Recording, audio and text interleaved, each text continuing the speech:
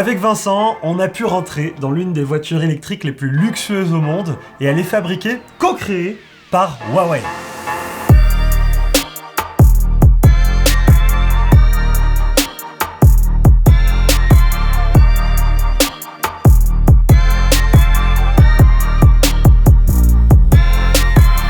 Alors faut savoir que sur cette chaîne, vous avez pu voir une Rolls-Royce électrique et autant vous dire qu'a priori, tu vas m'en dire plus, c'est comparable alors que ça coûte 4 fois moins cher. La Maestro S800, elle coûte environ 85 000 euros. Ouais, quand on convertit, ouais. Et la Rolls-Royce, elle est plus à... Celle qu'on a essayé, 400 000 quoi. Ah la folie. Ouais.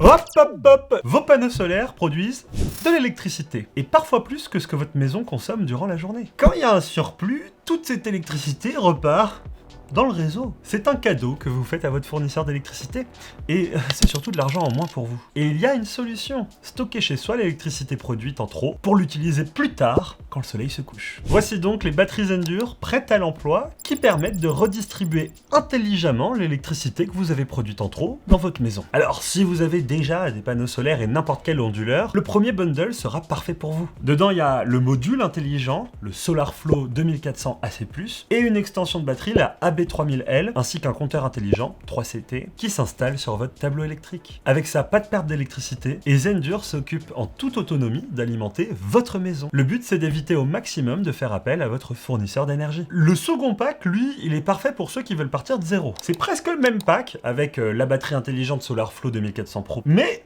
4 panneaux solaires d'une capacité de production de 515 watts chacun à brancher directement sur la batterie. Ça fait un total max de 2060 watts de puissance de production. Mais si vous avez l'ambition de monter le nombre de panneaux solaires, eh bien pas de souci, vous pourrez monter jusqu'à 3000 watts de capacité de production. Pour vous donner une idée, ça va couvrir la consommation du gros électroménager. Frigo, chauffe-eau, lave-linge, etc., etc. Au final, vous gagnez en autonomie et vous réduisez votre facture, même la nuit, de manière intelligente, puisque les systèmes de Zendur sont compatibles avec les offres Tempo et autres offres de tarification dynamique. Si l'un des deux bundles vous intéresse, je vous mets tous les liens dans la description et je vous propose de retourner à la vidéo. Toi Vincent, t'as pu tester des dizaines et des dizaines de voitures électriques dans ta vie. Qu'est-ce qui t'a marqué sur cette Maestro S800 ? Bah franchement déjà je m'attendais pas à un truc de fou vu le prix. Tu vois, toi tu me dis 85 000, oui c'est beaucoup, mais pour un truc luxueux, je me disais oui bon ok. J'ai ouvert la porte, alors déjà elle fait 5,50 m de long, c'est énorme, c'est énorme. C'est un beau bébé, tu sens que c'est lourd et tout. Ce qui m'a marqué c'est que la porte, sans mentir, elle est épaisse comme ça.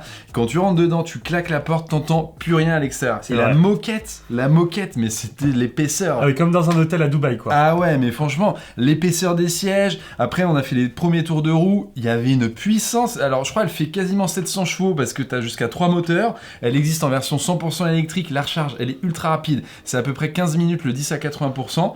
Et en Chine, alors ils aiment bien ça.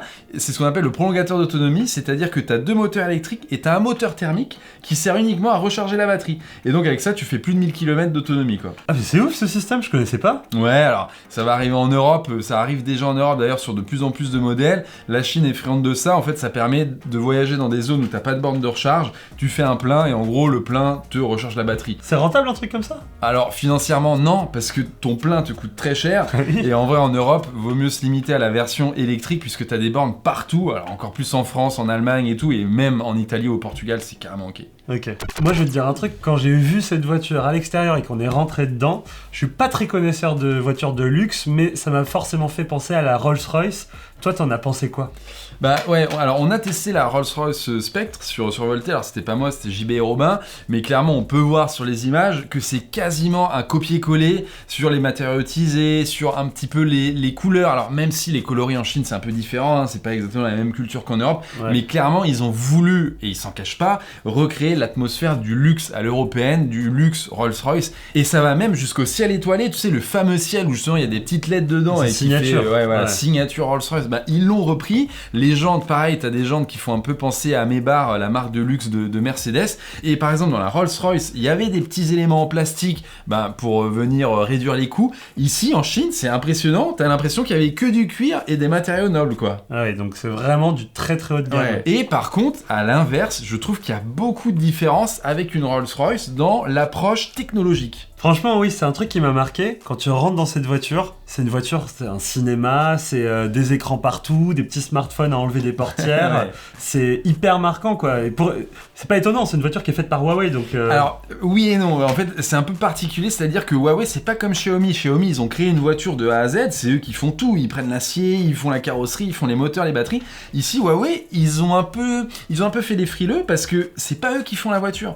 En gros, eux, ils vont apporter des moteurs, ils vont apporter tous les écrans que tu as cités à l'intérieur et surtout Harmony OS qui est le système d'exploitation de Huawei. Okay. Et en fait, comme tu le dis, à l'intérieur, moi, ce qui m'a choqué, c'est le vidéoprojecteur avec l'écran qui descend devant toi, l'écran qui est énorme. Et ils le font déjà dans d'autres voitures en Chine. Ouais, ça. Exactement. Mais... c'était des Huawei qu'on a testé. Ouais. La Stellato, c'était avec Huawei aussi, tu vois. Et là, tu vois qu'ils le mettent jusqu'au très haut de gamme, c'est pas étonnant. Exactement. Mais t'as cet écran immense quand t'es à l'arrière pour te mater des films. Ouais. Et tout fonctionne, c'est ça qui m'étonne le plus, tout fonctionne avec l'interface sur tous les écrans. Exactement. C'est-à-dire que chaque écran qu'on a dans la voiture, même celui qui est dans la petite portière qui ressemble à un petit smartphone, un petit iPod qu'on peut retirer, on peut contrôler les interfaces, on peut contrôler les contenus, Exactement. on peut contrôler sa clim, Ouais. et tout est interconnecté et tout fonctionne ensemble de manière super fluide, quoi. Et ça fonctionne, surtout en fait, rien que ça, parce que tu vois, la Rolls-Royce, c'est une base BMW. Et en gros, l'écran d'infodivertissement, c'est quasiment la même chose que dans les BM. Et BM, ils sont pas réputés pour avoir le meilleur des systèmes d'exploitation. Ouais. Alors que là, c'est comme sur un smartphone Android. C'est genre, comme t'as dit, c'est réactif, c'est fluide, c'est beau. La 3D est magnifique, je trouve. La voiture en 3D, elle est trop bien faite. Les petites incrustations, t'as les fonds d'écran, t'as les applis, enfin.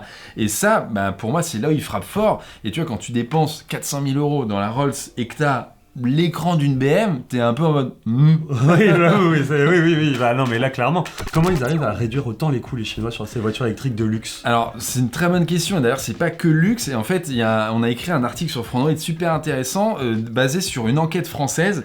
Ils se sont intéressés, c'est le gouvernement français, comment la Chine fait pour produire des panneaux solaires, des batteries, des voitures, du textile, tout pour pas moins cher qu'en Europe. Et en gros sur la voiture c'est 40% moins cher. Pour la même voiture, si elle est produite en Chine, c'est 40% moins cher qu'en Europe. Et là, on va pas rentrer dans le détail parce qu'il y a tout un tas de choses, mais le niveau de vie qui est inférieur là-bas, l'État qui aide énormément avec des subventions déguisées, ils vont prêter des terrains gratuitement pour construire des usines, enfin voilà. Et puis, c'est des économies d'échelle. Par exemple, BMW va devoir créer un système de A à Z avec pour... la R&D, voilà, etc. exactement. Alors que Huawei, ils ont déjà fait ça sur le smartphone, sur la tablette, sur l'ordinateur. Ils sont là en mode, on va faire la même chose sur l'ordinateur, sur la voiture. Ils ont des grandes bases, ils les réutilisent un peu pour tout. Et c'est la même chose, exactement. Mais c'est fou. Est-ce que ça arrivera en France, tu penses, à ces prix-là?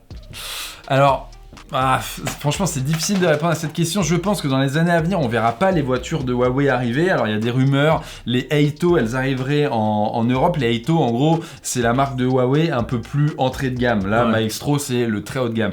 Elles vont arriver en Europe, mais par exemple, elles auront pas le système Huawei. Elles auront pas les caméras Huawei. Elles auront pas le lidar Huawei. Parce qu'en fait, tu sais, Huawei, c'est des puces qui sont interdites dans certaines régions du monde, un peu en Europe, un peu aux États-Unis. Et du coup, pour l'Europe, Aito va arriver sans Huawei. Et en gros, Huawei en Chine, ils filent le matos et le software à Aito. Ici en Europe, ils vont redévelopper et ça sera pas Huawei. Ça va forcément être moins bien. Ça sera forcément moins bien. On n'aura pas tous les petits gadgets qu'on peut voir à l'écran, les petits, tu vois, les télécommandes et autres, quoi.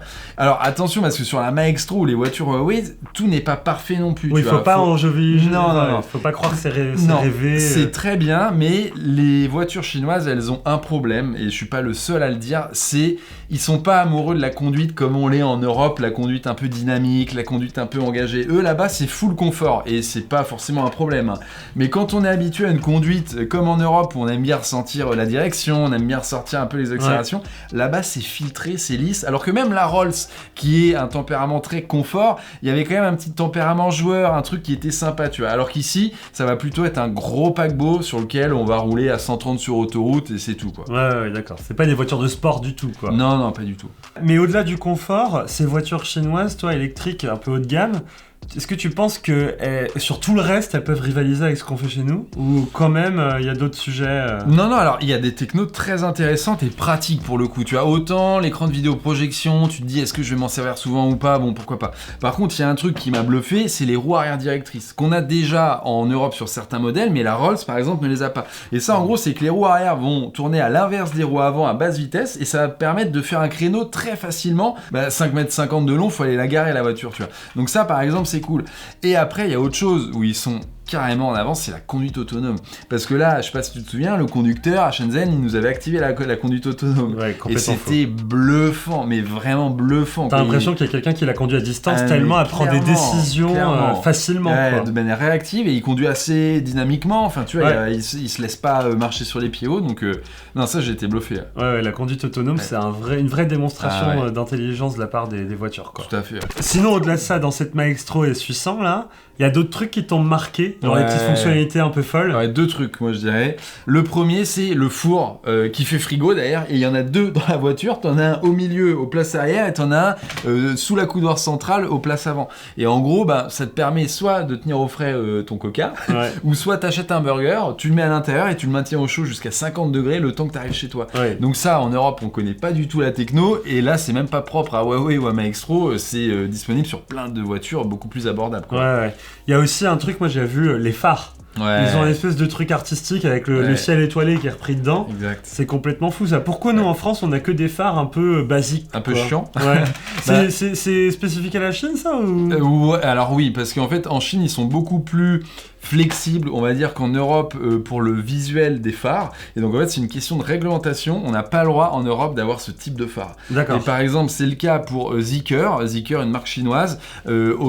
En Chine ils ont des phares assez sympas où tu peux écrire des choses, tu vois, on l'avait testé au CES. Et bien la voiture est arrivée en Europe sans les phares, et à la place t'as un gros bandeau noir qui est pas éclairé, quoi. Et ça c'est dommage. Aux États-Unis ils sont un peu plus flexibles que nous en Europe, mais il y a que en Chine où vraiment ils peuvent faire n'importe quoi. Ouais, j'allais dire n'importe quoi. Ouais. Tu peux écrire des trucs, tu peux mettre des cœurs, tu peux mettre... Tu vois, t'as un peu un côté kawaii. Et la techno, elle est assez ouf parce que t'as 2 millions de pixels par phare quand même. C'est un vrai vidéoprojecteur. Ouais, c'est un écran. Le truc, c'est vraiment, tu peux afficher des choses, quoi. Ouais, c'est dingue. Et puis, y a pas que ça, tout est fou et haut de gamme dans la voiture. Genre, t'as 43 haut-parleurs, t'as 3000 watts de puissance, tu vois, quand t'écoutes ta musique. Qu'est-ce que t'as d'autre? T'as le siège, tu peux l'incliner totalement comme en business dans l'avion, tu vois, pour dormir. T'as les tablettes qui viennent devant toi pour travailler. Enfin, les télécommandes sur le côté, c'est des smartphones, le truc. Enfin, vraiment, c'est très très haut de gamme. T'as le rétroviseur caméra. Enfin, bref, ça s'arrête plus. Il y a tous les gadgets qu'ils peuvent mettre et les mettre dedans, quoi. Exactement. Il y a 85... Mais moi, Ça arrivera pas en France, t'es sûr? 85 000 €. Alors, si ça arrive en France, en gros,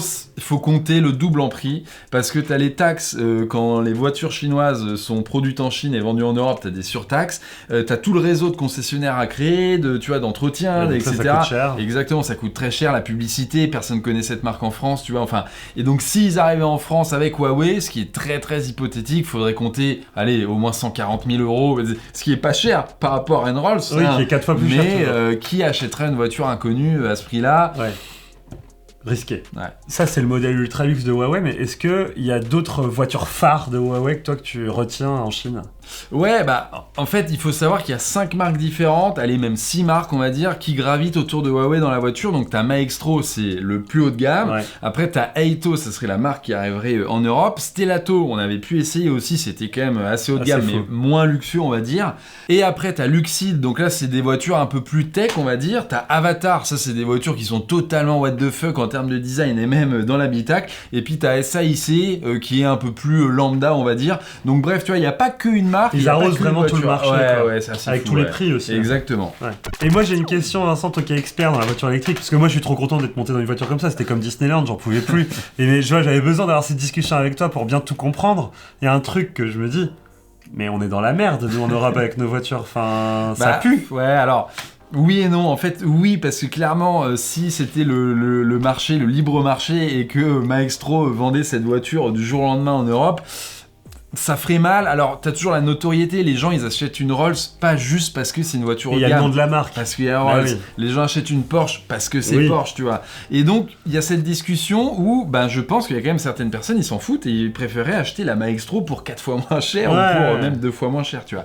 Donc c'est pour ça que l'Europe commence à prendre un peu peur et à mettre des taxes douanières pour essayer de protéger l'industrie, tu vois. Mais ça va pas suffire, et ça on est d'accord. Et dans le fameux rapport dont je te parlais tout à l'heure du fait de la Chine produisait à 40% moins cher qu'en Europe, la recommandation, c'est de dire réindustrialisons l'Europe, produisons les batteries, les moteurs, les écrans en Europe et vraiment avoir un savoir-faire, tu vois, européen. Oui, quoi. pour qu'on puisse maîtriser nos coûts. Exactement. Et ça, bon, bah, ça va pas se faire du jour au lendemain. On est en train de réindustrialiser. Regarde la France, la R5, elle est 100% française, la Mégane, la Scénic électrique, et c'est des bons produits. Mais, bah, par exemple, ça se recharge en 30 minutes, quand là, BYD vient d'annoncer une voiture électrique qui se recharge en 6 minutes, tu vois. Donc bon, tu vois, j'ai un peu peur. En vrai, ça fait un peu peur, et on se dit, bon, bah, réveillez-vous. Réveillez-vous, ils vont très vite. Bah, parce que ça fait plus de 10 ans que la Chine a décidé de faire all-in sur la voiture électrique. D'ailleurs, dites-nous dans les commentaires si ça vous intéresserait qu'on fasse un sujet complet sur ton expérience avec les voitures chinoises. Est-ce que vraiment on va se faire dépasser Qu'est-ce qui nous dépasse vraiment Qu'est-ce qui nous dépasse pas vraiment Parce que parfois il y a un peu des... Je pense que les gens exagèrent toujours un petit peu parfois quand ils parlent de ce qui se fait en Chine. Tout n'est pas rose, on va dire. Voilà, c'est ça, il y a plein de choses à dire. Et dites-nous si ça vous intéresse qu'on fasse un gros reportage là-dessus, on pourrait faire ça. Avec plaisir. Merci d'avoir regardé cette vidéo, abonnez-vous à notre chaîne YouTube Survolté. C'est absolument génial, c'est une chaîne YouTube qui est dédiée à la voiture électrique et on fait des essais de voitures tout le temps. Donc abonnez-vous, regardez nos vidéos et je pense que vous saurez plein de choses sur les voitures électriques. Vincent, toi, on te retrouve sur le site de Frandroid au travers de la catégorie Survolté. Exactement. T'écris des articles tout le temps dessus, donc voilà. Je pense qu'on va mettre des liens dans la description des articles qui sont liés à tout ça. Il y a des choses très intéressantes. Hein. Le marché chinois de la voiture est ça, c'est sûr. vraiment intéressant. Allez, ciao tout le monde.